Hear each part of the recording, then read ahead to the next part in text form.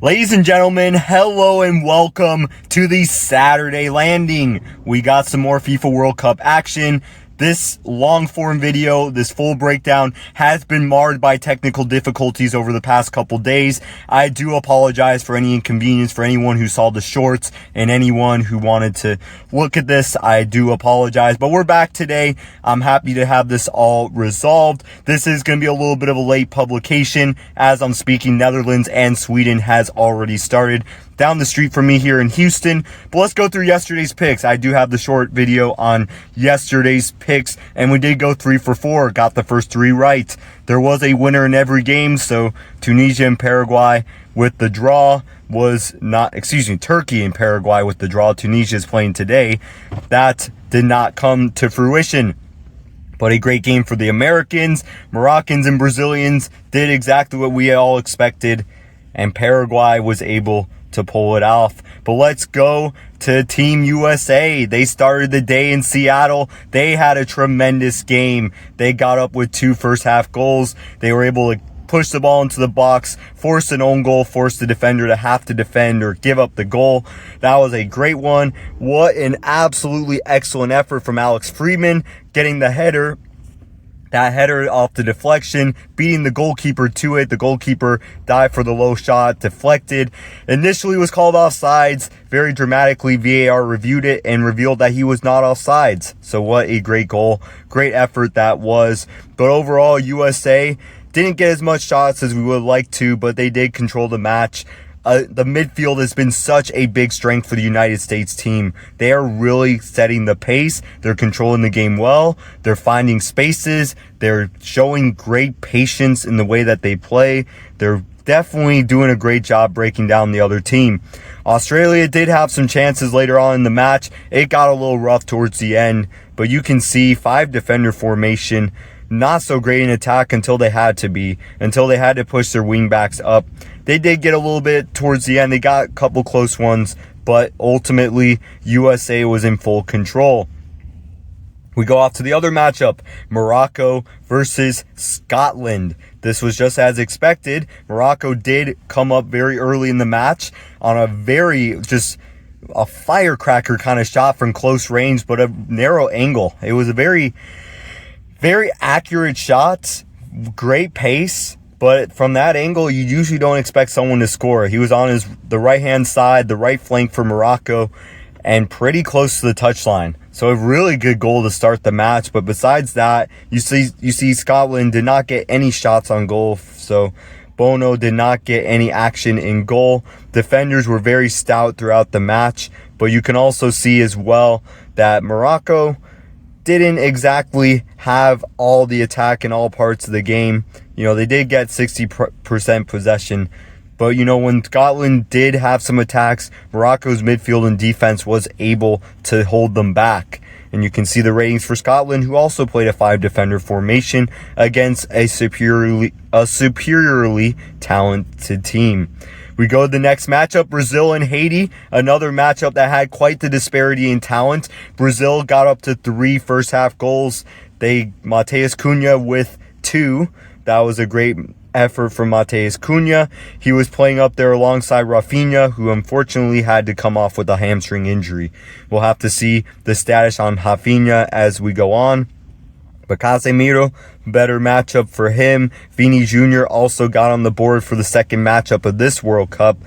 Also, just overall great match from the midfield. They put a lot of pressure on. So Brazil overall did dominate this match. Haiti was able to get some shots on goal. Most of them were from longer range just outside the box, but they were not able to convert.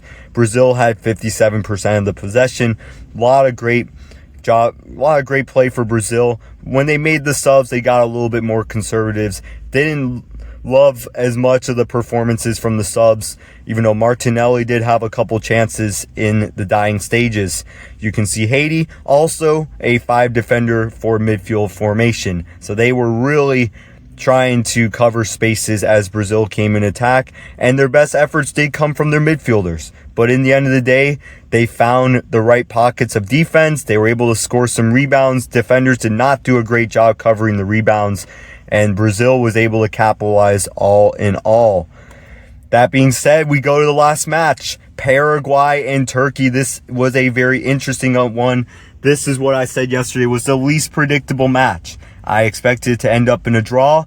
And to be honest with you, even though Paraguay scored that early goal, when they got their player sent off to a red card because he covered his mouth, I expected that Turkey was at least going to come up with a draw. And you know what? They had 78% of the possession. They had all the shots on goal you could have expected. They dominated the match. They had everything in that match except the finish, which sadly was much of the story of the first matchup against Australia. It's just hard when you go down so early. And that's the thing.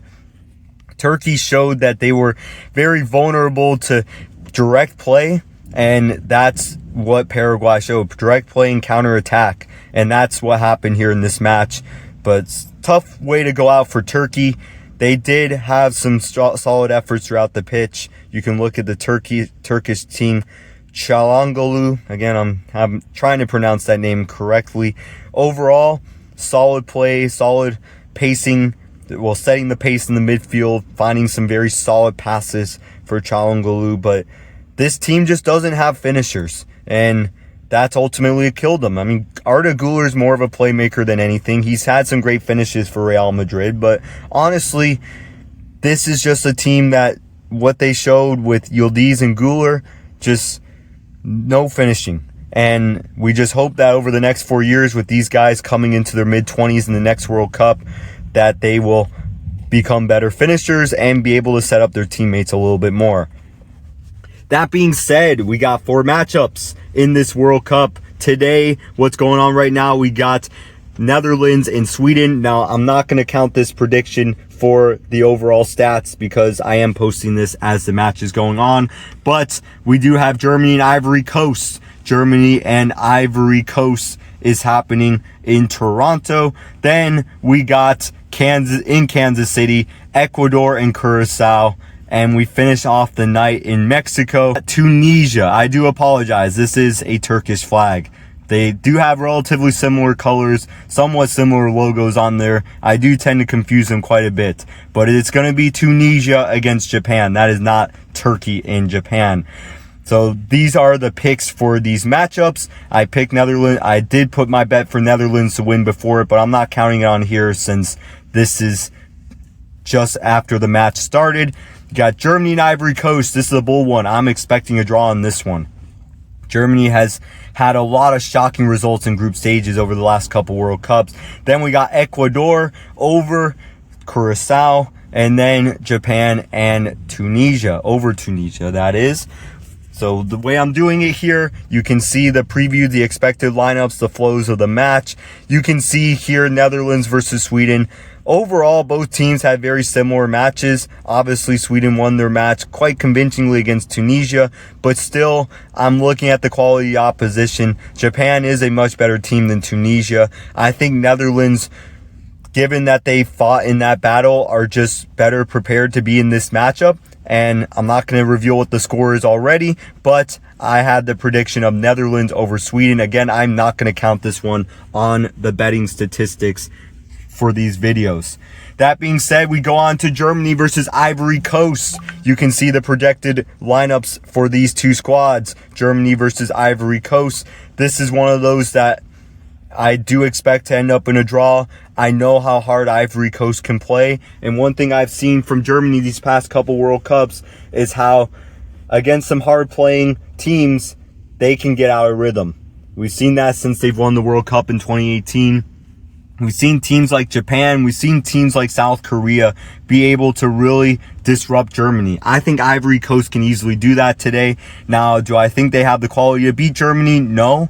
I would predict this match is going to go 1-1, but either way we'll finish up in a draw. You can see that in their matchup against Ecuador that they did have less of the possession, less control over the match. Curacao and Germany, obviously they won 7-1 against the smallest country to ever qualify.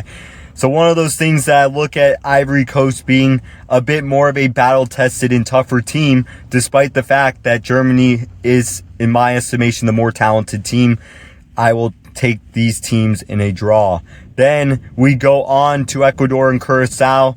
Curacao, again, just the quality isn't there. Ecuador is a team that can battle. You can see their first couple matches.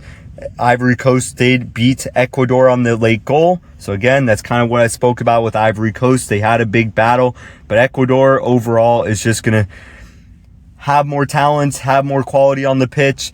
Curacao is going to play hard. They're going to do what they can, but they're just mainly a team of second division players. We can't expect too much from Curacao. Expect Ecuador to take this one here today. And last but not least, we got Tunisia against Japan. You can see Tunisia had a very tough 5-1 defeat with Sweden. However, one thing that Tunisia did show that was promising in that Sweden match, not just did they score a goal, but also they were able to have some composed moments, some passing. They were able to create some pretty good attacks and able to get some solid shots on goal, despite the fact that none of them were able to finish. Do I think they have the quality for Japan? No. Look at what they did against Netherlands. I look at their opposition.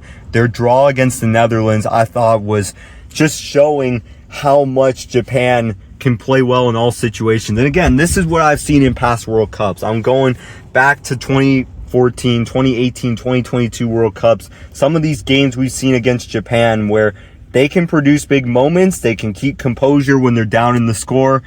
And that's one of those things that I just don't think a squad like Tunisia can really counter well. So I do expect Tunisia to play hard against Japan, but ultimately Japan to prevail. That is it for today.